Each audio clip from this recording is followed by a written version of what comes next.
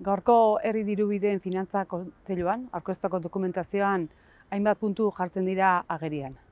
Bat, aurreikuspenen baikortasuna eta esan behar da ez, bizi dugun ziurgabetasun garai honetan komeni dela zuhurtzia saritzea.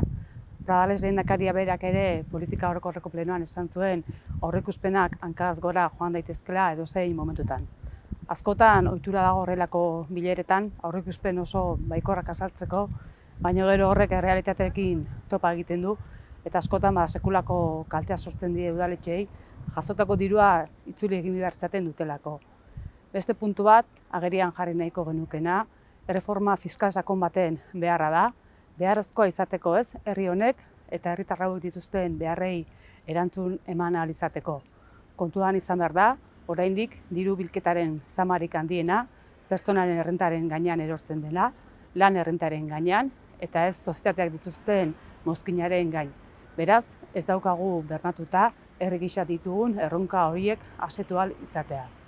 Eta hirugarrenik esan behar da, udalak finantza nahikotasuna eta estabilitate bat behar dugula zerbitzu publikoak eskaintzeko eta gaur oraindik hori ez dugu bermatuta. Udalok gara, herritarrengatik gertuen gauden instituzioak eta askotan guri ez dagozkion ardurak ere hartzen ditugu eta oraindik beharrezkoa da ez, desberdintasun ekonomiko horiek gainditzea.